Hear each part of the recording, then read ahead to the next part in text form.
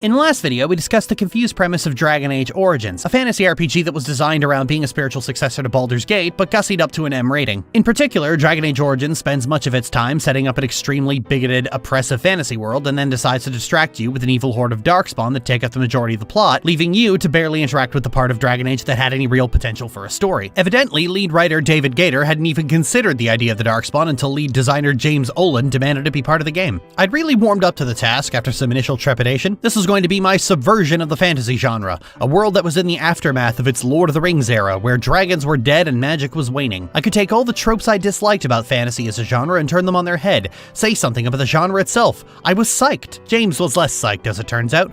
"Where's the magic?" he asked, after which I quickly learned the difference between creating a setting that made for an interesting reading on the page, and one that made for something around which you could build an interesting game. I grudgingly began to iterate based on his feedback, inching toward the version of the Dragon Age setting fans are familiar with today, but there was one change he wanted which didn't sit very well with me. He wanted an evil horde, some ubiquitous enemy like the standard fantasy orcs, which the player wouldn't feel bad about killing. Dragon Age fans will recognize this as what eventually became the Darkspawn, but back then they simply didn't exist. There was no such thing in the world I'd created. Seeing how the Darkspawn ultimately played out, they did seem to contradict everything that Gator had designed when he was told to make the setting in the first place. And though he claims he was mostly fine with how the Darkspawn turned out, they do still reek of something awkwardly bolted onto the story after the fact. Dragon Age 2, meanwhile, felt like something closer to what had originally been intended by Gator's own claims. Dragon Age 2 centers around the Hawk family, who were fleeing Lothering as it was being invaded by Darkspawn. In the original game, Lothering is a brief hub right after Ostagar until you complete one of the main story quests, at which point it's overrun by Darkspawn. The Hawk family were fleeing during what I can only assume was Callian fucking around in the Fade. The only cure I know of is to become a Grey Warden. And they all died at Ostagar? Not all, but the last are now beyond your reach. How do I get out of this maze? They ultimately end up fleeing to Kirkwall, a harbor city that has approximately 27 bandits for every ordinary citizen. It's like I'm sitting on my hands. There are dangerous people in this city. Yeah, Aveline, I know. I was mugged 12 times on the way here. The story is actually about Marion Hawk adjusting to life in the city, trying to protect her family, and slowly failing. This actually puts the perspective of the player down on the ground. After getting out of her origin, Callian largely deals with Arls, leaders, kings, and their armies, dealing with the world on a macro scale and traveling between entire kingdoms. Hawk is down on the micro scale with individual people and traversing streets instead of nations. This gets Hawk down further into the weeds of a lot of Thetis' bigotry. The plot is also not about the Darkspawn or the demons and doesn't feature them as enemies on their own for the most part. You spend more time dealing with actual people. The Mage and Templar conflicts is a big contributor to the story, and Hawk gets to engage with it from a place of personal stakes. Marion's father was an apostate mage, and so her sister, and potentially Marion herself, is an apostate as well. For the record, for this video I played a warrior Marion, which meant Bethany was the sibling who survived, so my analysis is based around Marion's desire to keep her sister safe. As for Carver, I never actually finished this game with Carver, so I can't comment. Marion rather notably starts with pre-existing opinions on the Templars. She hates them. She runs into a Templar while fleeing Ferelden who wants to kill Bethany for being an apostate, and Marion is having none of that shit. That woman is an apostate. The Order dictates. I am Aveline Valenne. This is my husband, Sir Wesley. We can hate each other when we're safe from the Horde. So long as you know I stand with Bethany, Templar. Keeping Bethany safe from the Templars has been Marion's primary duty for most of her life. I really like the dynamic between Marion and Bethany here. First of all, devotion continues to be my favorite character motivation for heroes and villains. Second of all, there's strikingly good parallels to Gorian's Warden Imoen. Bethany's presence in the story means there's always a personal stake for Hawk as the fight between mages and Templars starts heating up, especially after returning for the Deep Roads to find that Bethany has been taken by the Templars. This is the worst gut punch because Hawk is slowly losing the people she is trying to protect to the Templars, sealing her opinion of them for exactly what they are. Fascist cronies whose sole purpose of her existing is to break up families. Now, BioWare was coming into Dragon Age 2 with a problem. David Gator really wanted to do this freedom versus security theme with the Templars and mages, and wanted both sides to have equally valid arguments. He wanted this to be morally gray. And the problem BioWare always ends up having is that no matter how hard they try, this conflict remains as one-sided and obvious as possible. The Templars are fascists, putting mages in concentration camps from birth on the idea that they could abuse their powers. Meanwhile, the Templars freely abuse their powers, destroy families, lobotomize the people under their control, and are even said to rape mages if they think they can get away with it. In the previous video, I compared the Circle to the Madanek concentration camp, and, well... Come with me tonight, please. Help me find the evidence of Sir Ulrich's tranquil solution. What do you mean, tranquil solution? That's what he calls it. His idea of a peaceful solution to the mage problem.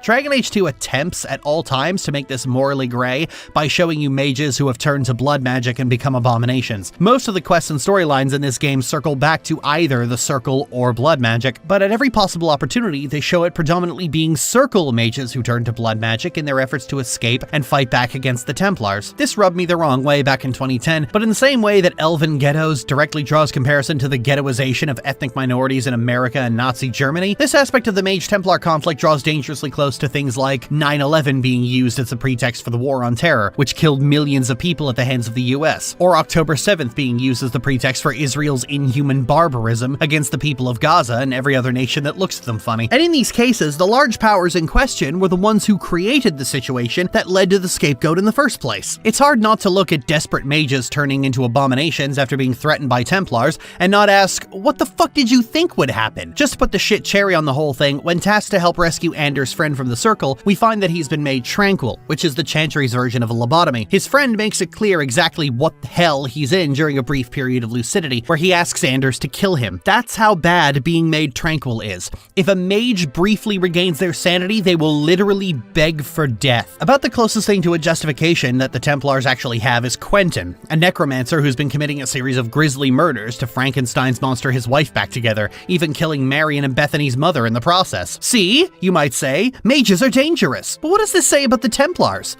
There's a mage serial killer running rampant through the streets, butchering women, and the Templars aren't on that? They dismiss it completely. Marion investigates, solves, and brings justice to this murderer on her own. There's only one Templar even investigating it, and he ends up dead. Knight Commander Meredith just dismisses this concern. There's a mage serial killer on the loose. This is literally your one job. Meredith then turns around and weaponizes these murders against Marion if she speaks out against her. You can't look me in the eye and tell me the Templars did not willfully allow Quentin to run amok unchallenged because it was beneficial to their narrative. I'm making the real world parallels again! Frainreal's quest stands out in particular. An apostate mage whose mother has been hiding him from the Circle. You get the chance to help him by either taking him to the Circle or taking him to the Dalish. Either way, later in the game he ends up possessed by a demon. The Templars would want to kill him immediately, but you can go in and pull him out of the demon's grasp. It isn't actually difficult to banish a demon possessing someone. You literally do it in the previous game on a whim. He's later taken to the Tevinters, who can not only reverse demonic possession, they can actually train him in a way that's useful. Now, the Tevinter Imperium is fucking evil, but, so is every other major power in this game. Much of the storytelling and simply the reality of how these systems actually work really work against Gator's idea of a morally grey conflict. Oftentimes, the best Dragon Age 2 can really offer is just mages going crazy seemingly at random. In a lot of cases, Hawke is given a quest to find and help a missing mage, only for that mage to go absolutely kill crazy the moment we find them. A notable example of this is Evelina. She was a woman who fled Ferelden with 2 young boys she rescued and adopted. She took care of them and cared for them, but then she was arrested by the Templars and taken to the Circle. When she escapes, she finds her brothers again, but this time she's gone completely insane, turns into a demon, and attacks. This is meant to be a, look how dangerous this mage is, attacking her loved ones. But given that she only changed after going to the Circle, I can't look at her actions and not see the cause. This is what the Templars do to people. They rip apart families, imprison their loved ones, and torment them into insanity until demons are their only respite. And that thought sticks with me even as more and more mages turn to blood magic. At almost every avenue, it is to escape the violence of the Templars. BioWare really wants the Mage-Templar war to be a morally grey war where both sides have a point, and it's not. It's just not. Not only is it actively shown that blood magic can be used responsibly in almost every game, what with it being a specialization, and often the best one, but the crimes of the mages don't come anywhere close to the crimes of the Templars. The Templars have state power to act with impunity. They have an emergency kill every mage in the Circle, including the Children Order. Kirkwall's Circle keeps mages locked up and isolated in their cells. Anders eventually blowing up the Chantry in Act 3 isn't an example of mage violence. It is a completely earned act of retribution by an oppressed group against their oppressor. At the end of Act 2, the story remembers that elf racism is a thing, because Aveline asks you to help her negotiate the release of some elves who are wanted for killing a guard. When you find them under the protection of the Kunari, it turns out a guard had raped their sister, and when they reported the guard, they closed ranks and refused to investigate, so they murdered the guard in question. Aveline tries to argue that this doesn't excuse murder, but I mean, she's a cop. one who is shown at all times to be extremely biased in favor of the Guard. But the point of all of this is that after a lot of back and forth about how their actions are wrong, the Arishok sums up pretty much all of these interweaving conflicts better than I ever could. Their actions are mere symptoms.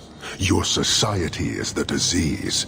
The Qun is an awful organization, but the Arishok is right. You cannot judge the actions of the oppressed reacting to their oppression as equal to the actions of the oppressor. And I feel like everyone knows this, even if they aren't consciously aware of it. The few times you see mages acting with deliberate and intentional malice, the Templars are nowhere to be seen, actively allowing these things to happen and ruining people's lives, so it will make them angry at mages. There's a large group of people who are sympathetic to mages in Kirkwall, and Knight Commander Meredith would very much like those people to pivot. BioWare ultimately gets so desperate that if you side with the mages at the end of the game, you have to kill both the Templars and most of the mages because they keep turning into abominations, effectively trying to use tedium to get people on the Templar side. All of this is the case because Dragon Age players overwhelmingly side with mages. Very few players are pro-Templar, and they tend to be the kind of players who play humans and got angry they couldn't call people Knife Ear and Veilguard, and honestly thought that the human noble had a valuable perspective in the last video. Some others even heard that the conflict was supposed to be morally gray and just accepted it unquestioningly. And BioWare, out of a desire to have that morally gray conflict, keeps trying to tilt the scales and ultimately failing. This makes me think of a very similar issue in the Mass Effect series that is ultimately handled better, namely the genophage. The genophage is a genocidal sterility plague inflicted on the Krogans in the aftermath of the Krogan Rebellion. People try to argue that the genophage was justified on the basis that the Krogan were invading Council territory, but here's the problem with that. If you can't maintain your existence without sterilizing the population of another race, you should not exist. The only justification for the genophage is the preservation of the Council's power. They uplifted the Krogan, and when the Krogan weren't content with being the Council's slave race, they rebelled, and the Council sterilized them. The only arguments for the genophage you ever hear are, if the Krogan are able to reproduce, they're dangerous. Morgan tries to argue that it's good for the Krogan to have 999 stillbirths for every 1 successful births. That will keep the population stable, as long as you don't factor in the emotional and psychological toll of 999 stillbirths. The game does not pretend that this is an equal issue. Morden's loyalty quest is literally just him making excuses for the genophage and being immediately met with how unbearably wrong he is. Galactic expansion, only logical outcome. More war. Genophage saved lives, war would have ended. Look at the dead woman, Morden. It doesn't look like you saved her. No, it doesn't. This is the RPG equivalent of Neelix's speech to Jetrel. Did you ever think that maybe your wife was right? That you had become a monster? Yes. The day we tested the cascade, when I saw that blinding light, brighter than 1,000 suns, I knew at that moment exactly what I had become. Then in the next game, he pivots completely and develops a cure, and dispersing the cure is one of the most triumphant moments in the history of video games. There's always going to be a problem in making genocide and mass incarceration of an entire people morally gray. Namely, you can't. It's not possible. In order for this situation to exist, one side needs to have state power, and it's in exercising that state power that creates the violence of the minority being oppressed. The one with the power of the state will always be the one in the wrong, because mass incarceration and genocide is always wrong, no matter how many terrorists you point to and demand the condemnation of. The mages are vilified for what they might do if they abuse their powers. The Templars are actively abusing their powers and committing atrocities against the mages, including imprisonment, physical abuse, and rape. You can't side with the Templars without turning a blind eye to their crimes. What do you mean, tranquil solution? That's what he calls it. His idea of a peaceful solution to the mage problem. So the Mage-Templar conflict being morally gray was just dead on arrival, simply by making the Templars the enforcement agents of a church that has state power among multiple kingdoms. If the Templars had simply been a radical group that broke off from the Chantry to hunt mages, it would have been slightly better, but it still falters because in 99% of cases, mages are defending themselves from Templar violence. So I give Dragon Age credit for talking about the socio-political issues in Thedas for an entire game. That was admittedly quite bold and unique, but BioWare's overwhelming desire for things to be ethically gray is what ultimately mucks the entire thing up. This whole attempt at moral grayness is part of a fallacy where people think moral grayness is more realistic because in the real world there is no black and white, there's always shades of gray, and I just don't believe that's true. As teenagers, we're often taught that there are complicated things in the world that can't be solved in a day. We're given the both sides of pretty much any conflict you can imagine, but as adults you realize you were taught that for a reason, and it wasn't because it was true. Because if you were told otherwise, you might feel compelled to do something about it. And the illusion of nuance in an unnuanced situation is surprisingly paralyzing for a lot of people. Sure, not everything is black and white, but some things are. And it doesn't matter how many terrorists you point to defend your actions, because your actions are the reason they exist. Some people would argue I should treat the conflict as morally gray, given that it's the clear and obvious intention from the developer. But intention or not, the execution doesn't work. And it doesn't work specifically because it's written by people who fundamentally do not understand how oppression and systemic bigotry works. This isn't a case of individual people being bigoted against mages and individual mages being bigoted right back. These are massive organizations with power against individual people without power. And not for nothing, mages can't decide not to be mages. Templars can decide not to be Templars. I've seen these kind of things in stories that have to be written in sequence, where the audience reacts to the story in a way the writer clearly didn't intend, but supported through the simple reality of how events have played out in front of them. And then there's a hasty backpedal to try and layer enough things onto the story to shift them back to the conclusion the author wanted them to draw. This overcorrection is often wildly misplaced, and often sabotages the things about the art in question that were actually interesting. Oftentimes it's a warning to the creator that what they're trying to do is just a bad idea. And David Gator very clearly didn't like that most players were pro-mage, and he once accused them of taking the mage side by default entirely on the basis of freedom good. But everything about the way Gator writes and sets up the world naturally supports that conclusion, and he tried, in every subsequent game, to force people to have a middle ground position. But in my experience, people can tell when you're doing that, and they will often resist you on principle. It is immediately obvious, and nobody likes it because they liked the story they had before the author started fucking with it. The perfect version of Dragon Age is a story where the Chantry, the Human Kingdoms, the Tevinter, and the Templars all crumble under the resistance of those they oppress. As I said in the previous video, good storytelling never sides with the authoritarians. Furthermore, a lot of people really aren't good at handling nuance in the first place, even if you do write it correctly. There was a problem over the last 10 years where all types of media were really into the idea of victims of abuse becoming bad people, often citing an inflated statistic about how often abuse victims turn out to be abusers themselves. A lot of people like this trope.